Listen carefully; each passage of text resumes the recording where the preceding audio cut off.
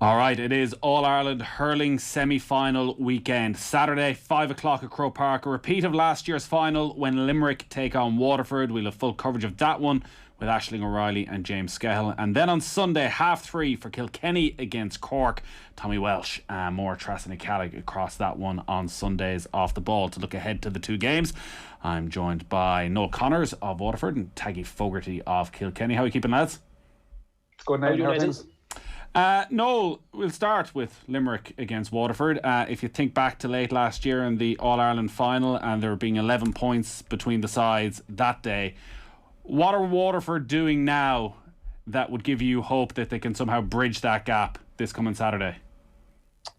Yeah, I suppose that's a really good question, and the possibly the easiest answer is their scoring ability over the last couple of games. I think they've averaged in the region of about 36 points in the last two games in particular, and they've scored three against Laois and obviously 4 then last week against Tipperary. So I think their scoring ability certainly changed and developed over the last 12 months, and I think that's something that will certainly challenge Limerick. Yeah, what are they doing that suddenly enabled them to rack up such high scores?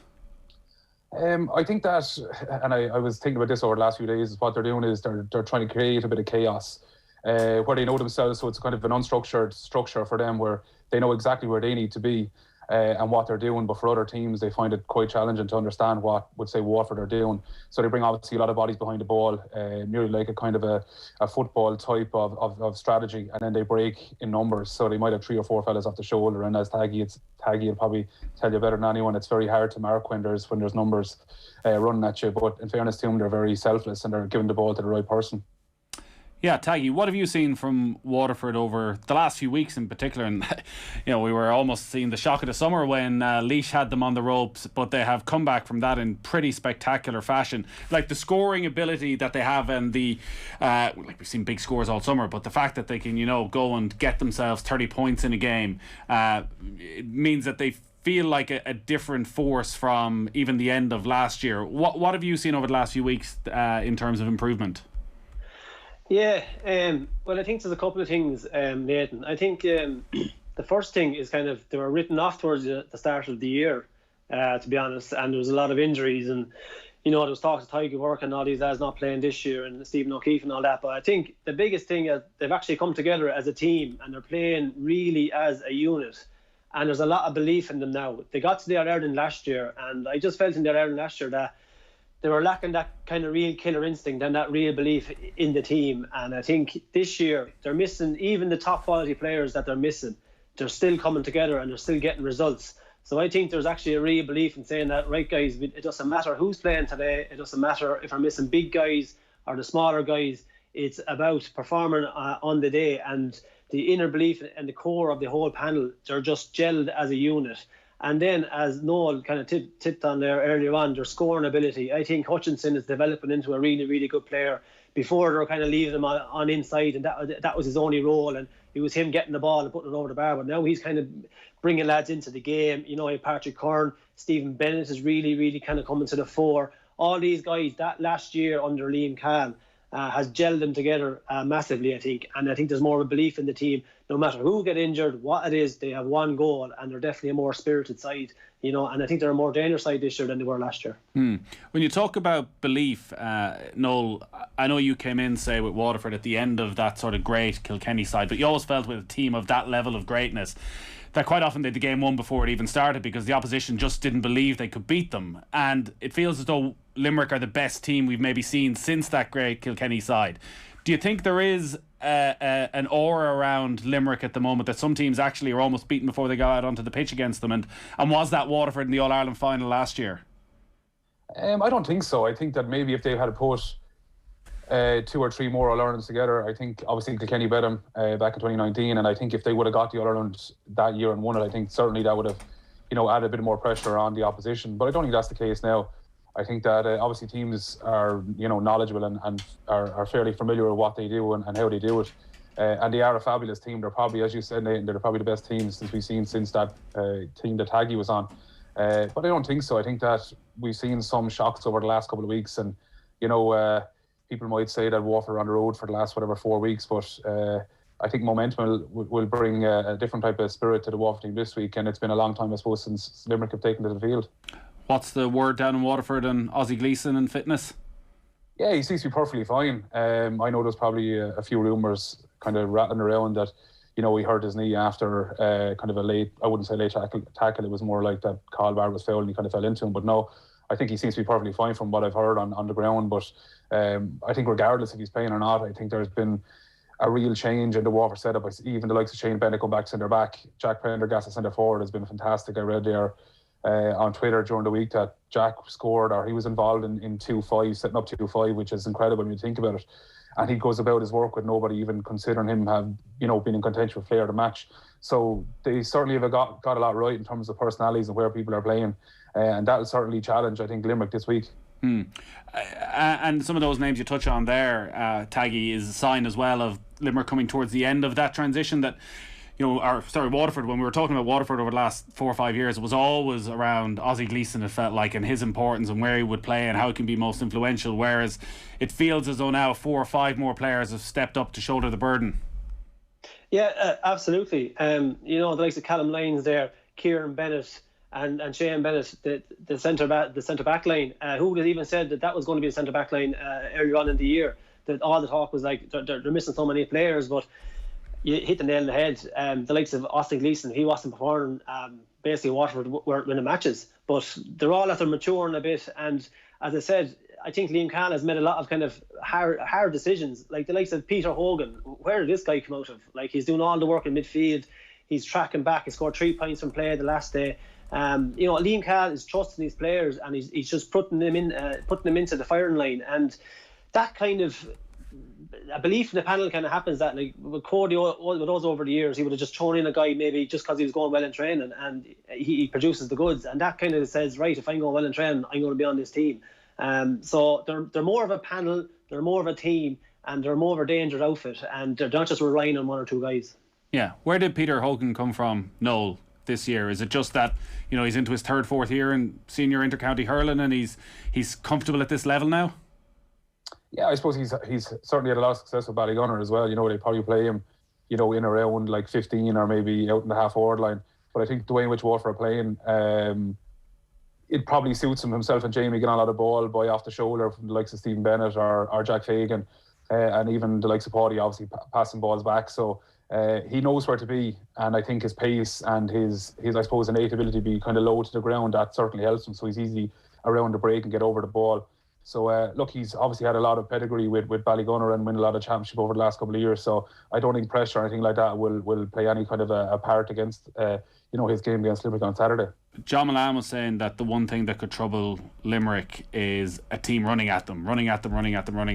Is that how you look at Limerick as well, Noel, that there is an opportunity there, and maybe buoyed as well by what happened in the first half of the Munster final, to get a real run at this Limerick team? Yeah, I think pace is probably one of the hardest things to mark as a back in particular. You can mark kind of small fellas or tall fellas, whatever it may be, but when someone is running at you, it's very, very challenging. And if the way in which teams are playing now with 1 or 2 inside, no matter how quick or how good of a hurler you are, if there's someone fast inside and they're getting the right ball in, they're going to cause trouble. And that's just the way everyone is playing nowadays. But certainly, if Waterford can keep the momentum going, I know 4 weeks in a row is going to be hard, but they certainly have the ability, if they can run at Limerick particularly early on and get a good start like they have over the last couple of weeks. Limerick might start to panic a small bit, and if Waterford keep just sticking to the plan and doing what they're used to over the last couple of weeks, it could be an interesting last kind of 10 or 15 minutes. If you're Taggy analysing the Munster final and you're analysing Limerick, are you spending more time watching the second half or the first half? Well, probably watching both halves really lately, to be honest. Not to be smart. Look, you'd have to look at the first half. I think they played Tipperary, and Tipperary are they're not the team that they were. And for Tipperary to put that amount of scores over Limerick in the first half, I think.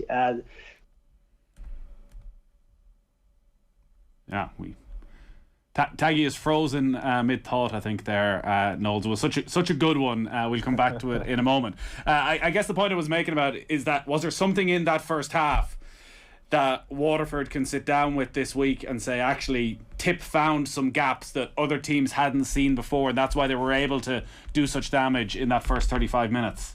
Or was it just Limerick had an off day? I think it's a bit of both. It's probably a hard question. That's why Taggy decided to log off there. But no, I think, you know what it was as well, and I write down a few things. I think it was the injection from the bench was probably the biggest thing that changed Limerick's performance in the second half. They had like Dan Morrissey, obviously Gillan, Pat Ryan, Reedy. These fellas can swing a game on their own, never mind bringing in 3 or 4 of them together. Like, I think Tom Morrissey came on, or Tom Morrissey scored 6 points, Gillan scored 6 points. These are fellas that have been doing it for the last number of years. And doing it without, I suppose, breaking much sweat. But certainly I think it's going to be a battle from the benches. That's what I wrote down here. Battle from the benches between, we'll say, last week, obviously, Waterford had, Monty come on, he scored 1-2. Cody came on, scored 2 points. And Dunford came on and scored a point. So that's 1-5 from the bench. Probably something that Waterford, haven't really had over the last couple of years. And I suppose Limerick, just speaking about those guys that I was talking about there, those guys coming on with maybe 15, 20 minutes ago when you're in the heat of battle. It'll be an interesting kind of last kind of quarter to see how things kind of fare out. But should be a good one. I'm hoping for a good one anyway, Nathan. I'm sure you are. Taggy, you're back. Yeah, that was a hard question, Nathan. It was a great point you were making. It was great. We had to cut you off mid-flow. Yeah, I was thinking that, all right. I was waffling on so much I can't even remember what I was talking about. Yeah, I followed it up there with Noel, but just that question of whether there was something in that Limerick performance that, aside from maybe mentally not being right, that actually tactically Waterford can zone in on and expose this weekend. Look, yeah, they can. I think that when they played Tipperary, as I said in the Munster final, I think Tipperary are kind of they're not the team that they were, and for them to put up such a high score against Limerick, you'd have to look at it, and Fogarty kind of missing balls, and they were under pressure a small bit. They were kind of like it didn't play in a few weeks, and I think they don't deal with kind of big layoffs well, Limerick. I think in the first couple of minutes they do kind of tend to take 15-20 minutes into the game, and Waterford obviously 4 weeks in a row they're going to hit the ground running. But I think the 4 weeks in a row for Waterford, they're going to struggle. I was at the game last weekend, and in the third quarter, Waterford put on the boosters and they pulled away. But they allowed Tipperary back into it, and it was kind of mentally fatigued. And I thought there was a bit of physical fatigue as well. Like 70 minutes gone in the game, there was only 2 points in it. John McGrath, there was a goal saved off John McGrath. Tip could have nearly snuck a victory, although Waterford did all the playing. So I think there's going to be a bit of tiredness in Waterford, and I think Noel, I caught it at the end there that the 2 benches are huge. They're going to be vital, and I think Waterford's bench is going to be used a little bit earlier than the Limerick's bench. But Limerick aren't all that what they seem to be. I think there is cases to say that can be taken down. Right. Are you assuming Aaron Gillan starts? Yeah, I definitely. He made a massive difference last day coming on. I think John Kiley was kind of saying, look, maybe not going well in training, but Gillan is he's a free taker as well. He's a massive player for Limerick. He has to start. I know they have options and things like that, but after the last performance as well, you have to go on training, I suppose. You have to go on matches as well, and yeah, he has to start for me, corner forward. Yeah, we're a bit away from picking hurlers of the year just yet, Noel, but these are the games that they'll be decided in. But right now, Kyle Hayes will be right in the mix for that. What have you made of his performances so far, and is he doing anything different in that role? He's having such an influence compared to the last couple of seasons. I suppose in the sum, the answer is no. He was absolutely fabulous in the All-Ireland final, and he was running up and down the side causing wicked trouble for the lads he was, trying to follow him, the likes of Kevin and them at the time. But no, I think he's kind of sticking to what he's used to. Taggy would probably give you a better example, but players nowadays know exactly what they need to do and how they need to do it. And the likes of Paul Kinnerk and all those guys are fairly well, drilled in what the lads need to do, and so he's not doing a whole lot different. It's probably that there's probably more expectation on him now, because we've seen what he can do. We'll say coming the whole way through the ranks when he was even centre back with the minors and their 20s, etc. So I think he's a fabulous player, and he's certainly up there, as you said, Nathan, to be in contention with hurler of the year if he keeps going the way he's going. Yeah, Kyle Hayes, Keane Lynch, these guys, Taggy, seem to be able to cope with that level of expectation pretty well at the moment.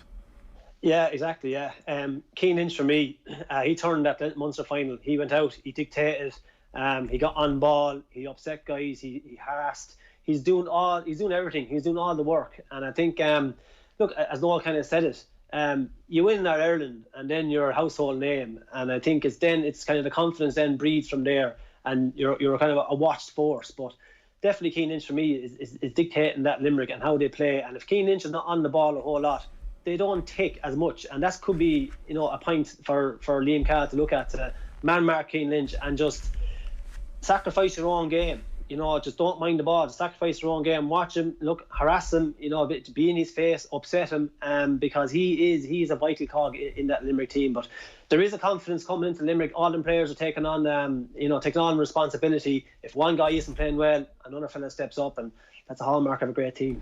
Yeah, who's the man to man mark Keane Lynch, Noel? See, this is the thing that I was thinking about during the week as well. Like, if you think back to the Clare match, which we as Waterford people don't tend to do, we put Callum Lyons on him, on Tony Kelly, and it completely, will say, nearly disrupted the Waterford team more than it disrupted the Clare team. You know, obviously, you know, Caleb is a fairly athletic individual and he likes to get up the field and score, so he was nearly sacrificing too much of his own game and too much of Waterford's game to try and watch Tony. So I'd imagine if we had someone like a Conor Gleeson back from suspension, he might potentially be someone that would follow him around the field. But look, then again, you'd wonder, do you pay too much attention to the opposition and just focus on what you're doing? Because at the minute, Waterford seem to be doing a lot right, and if they can get to the pitch of the game and hold it for a longer period of time than what they did last week, I think that it could, you know, cause a bit of an upset.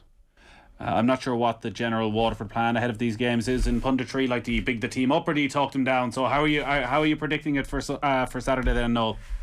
You know, like, it's kind of a GA thing, and it's probably any kind of sport as well, that you always kind of back your own. And I honestly think that if Waterford, you know, get a good start like they have against, you know, the likes of Tipperary last week, and get up an early score, and they get into the rhythm of the game, it certainly allows them to kind of play their game and not be too concerned about the opposition.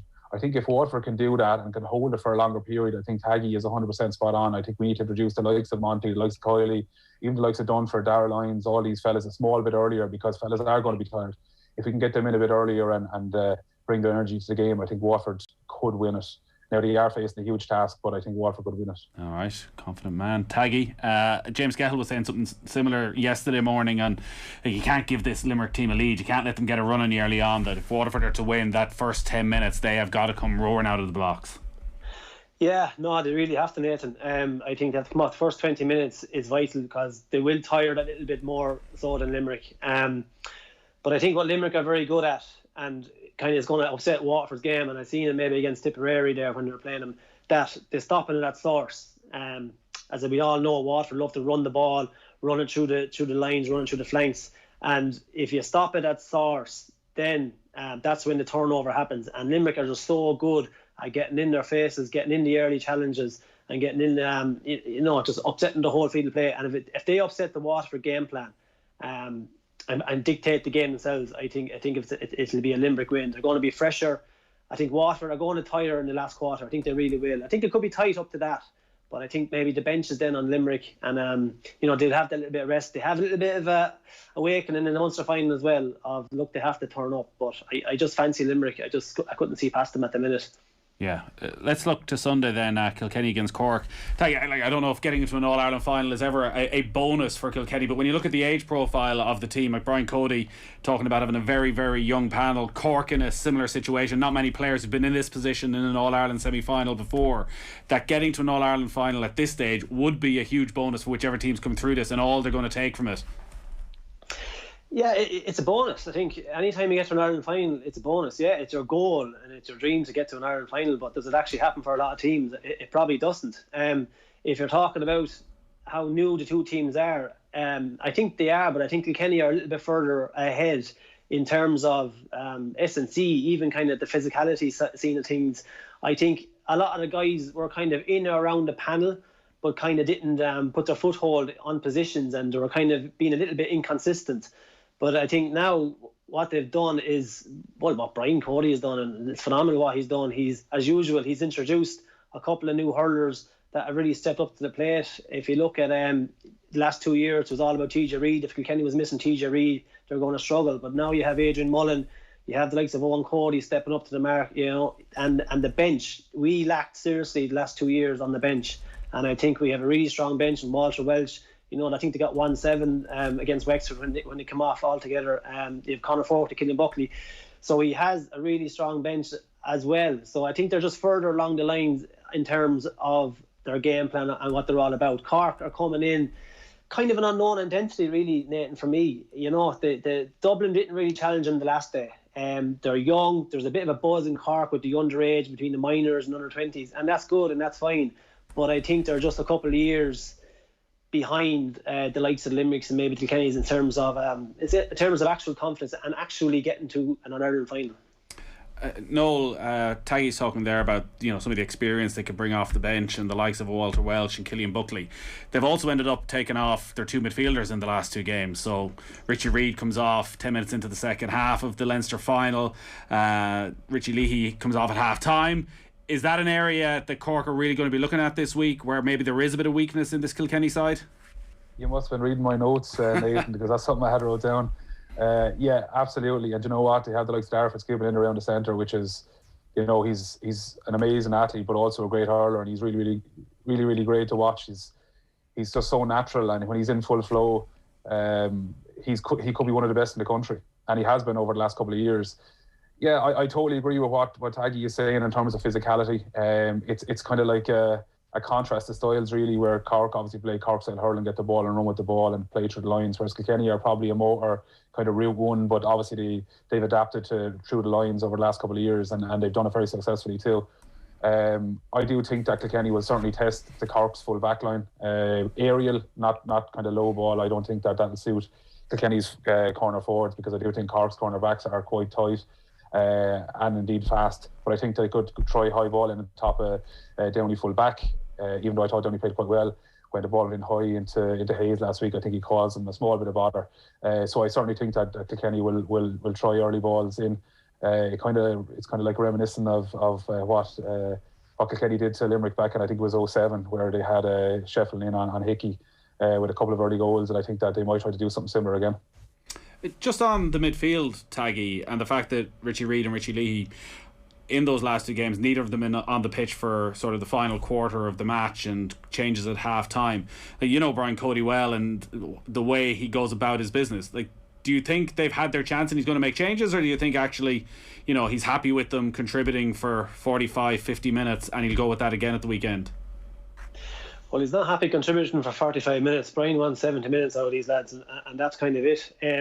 I think definitely, if you're looking at Kilkenny and looking at weak points, I think you're definitely looking at the midfield partnership. It's the only area all year that has been mixed and matched, and different people started in and other lads getting opportunities.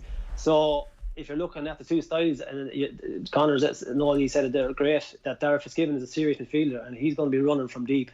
I think he will make changes in that area. I think he never goes back to the drawing board. If he sees that, and he'll go with his gut feeling.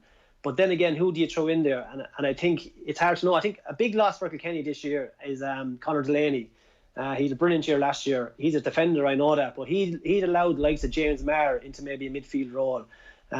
So he's a massive loss in terms of a Kilkenny perspective. But it's definitely an area that we're not comfortable in, and it's a middle third, and it's so important. That middle third, it's a cliche now. If you win the middle third, you win the match. Yeah. But I think Brian will make changes. I'm not sure what kind of changes that he will make. Richie Reid started the last two games. Richie Leahy seems to be a fella that does so well coming on. So I think he could be left off, and Richie Reid maybe be partnering up with someone else. Maybe likes of a Wally, or pulling out a forward. It's hard to know. Whatever we say, Brian will do something different. Is it just a rare barren spell in that part of the pitch for Kilkenny? The players just aren't there at the moment? No, I don't think so. I think they're just not gelling, or maybe they're just not getting to that kind of the Kenny's midfield all through the years. We had brilliant midfielders, Mick Fennelly, up and down the field, a colossal of a man. With Derek Ling, that kind of physicality kind of a person, but we don't have that in the last couple of years, and I think we're just hard to find it. I think we do have players, but maybe the players that we have are better in other positions. Like you see Dublin, I thought Dublin were kind of using Chris Cummey, taking him out of his best position and throwing him in midfield. Brian doesn't do that. He will start the best players in their best position and look for another lad to step up to the mark. And at the minute, it is a place where we wouldn't be the best in. Yeah, it is then somewhere I'm sure Kieran Kingston will be looking a lot at, Noel, because if they can get possession in and around midfield Cork, like you look at their forwards and the pace of their forwards, if they can get good possession around there, they can do some real damage. Yeah, and actually, do you know what? I was at the Wexford game where Kilkenny were struggling midfield, as you said. And I thought Conor Fogarty came in, he was exceptional when he came on. So he's still someone there where you might throw him in, or indeed Killian Buckley, two big physical men that have plenty of experience and love the big occasion. So they're two, further options. I think James Maher, as Taggy said, is someone that's probably a bit, unconventional as a midfielder, but the amount of work he gets through is, it's a joy to watch, really. It kind of reminds you of a Michael Rice back in the day. So, I do think they have options, and maybe it's that ability to try and gel together where one goes forward and one sits deep or two sit deep or whatever kind of system they play. They just don't seem to be kind of getting to, to the same level of mindset where each other are playing with. But you know what?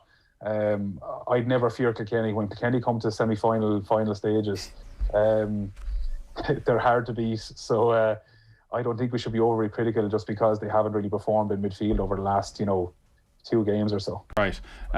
Kieran Kingston was talking about, well, I guess, look, you touched on Kilkenny's incredible semi-final record, but the fact that they play so many games at Croke Park as well, that it's a second home from them, away from Nolan Park, and that for a lot of these Cork players, because they're rebuilding, they just don't have that big game experience. Does that as well make you side with Kilkenny a little bit, Noel?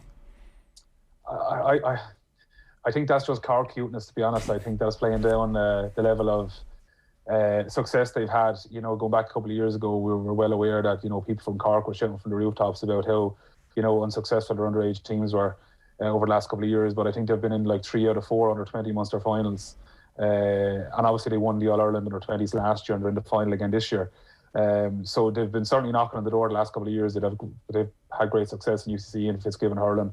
The likes of Middleton and Christian Brothers in Cork have always been, well, in the last couple of years, been competing for Hardy Cup. So they certainly have the experience. So I wouldn't take what Kieran is saying at face value. It's probably just playing down, the kind of players as low key and letting the pressure off them more so than anything else. Yeah. We should probably, Taggy, at these moments, just take a moment to pause and praise Brian Cody again for what he has done in getting Kilkenny back to this position. And you are going into a semi-final, watching them through Leinster, sort of know you're guaranteed that sort of 8 out of 10 performance and commitment. That the question marks are all here about Cork. You sort of know Kilkenny, at the very least, are going to turn up. Yeah, for sure. Look, the Kilkenny team over the years, especially under Brian Cody, are always, first of all, a team that's hard to beat. And that's one of the statements that Brian's making in the dressing room. Be a team that's hard to beat. And I think, you talk about all these rumblings that happened in Kilkenny there about maybe Brian should be questioned about his managerial expertise.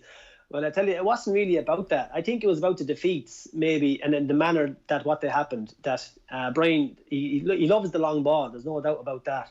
And, Waterford last year in the second half dismantled us, and we just kind of hit the ball long. But I think what he's done this year is that he has stuck to his core beliefs that Kilkenny are a real intense, hard team to beat, that we're going to play this long ball no matter what, but maybe play it a bit more acutely. But our guys now, they look a bit more comfortable on the ball. They are playing it through the lines. They have a bit of a plan B. And, before anything's kind of said, they're kind of a changed team with a lot of confidence, a lot of momentum. And there's not a whole lot being talked about them, even though they're in another semi-final and possibly even another Ireland in the last 2-3 years again. So it's amazing what he's done. It's amazing the way he brings in players, bloods players, keeps guys so hungry. It's phenomenal. And I think the stat is they've won, I think, is it 6 or 5 out of the last 26 semi-finals. So lost 5 of the last 26. Yeah, last 5 last 26. Like it's a serious stat, and what he's done is just phenomenal, and just keep everyone gelled in together and hungry, and a commitment there. And as you said, they'll always be a hard team to beat, but now they have a bit of skill to them. Noel, call this one for us. Yeah, and it was my kind of judgment was very much based on what Taggy was saying there. When it comes to semi-finals, the finals, Kilkenny are a hard team to beat, and I think I go with Kilkenny. I think tactically over the last couple of years they've got so much right.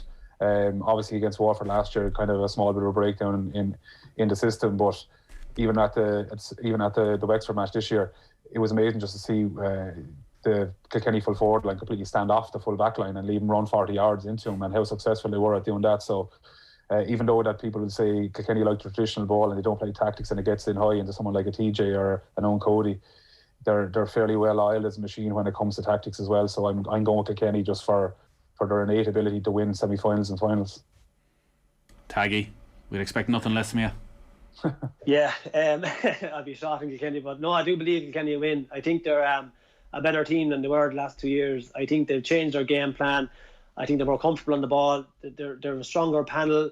It's not just TJ Reid anymore. There's a lot of lads stepping up to the plate to help them out. And I think they're just a little bit further down the line than Cork. Cork, I think, are a common team, but they're a bit light. I think they're missing that little bit of ruthlessness and that kind of killer instinct to get them over the line, especially against the Kilkenny team, who's going to have that in the bucket and spades. So I do think Kilkenny will come to the fore. And they have a plan B now as well, So, yeah, I think Kilkenny will get over the line. All right, well, as I said, we got full coverage over the weekend. Tommy Welsh is going to be at Croke Park for us on Sunday for that game between Cork and Kilkenny. We'll have James Scahill there on Saturday night as well for Limerick's match against Waterford. So lots to look forward to on Off the Ball. Taggy, Noel, great stuff as always. Thanks, million. Thanks guys.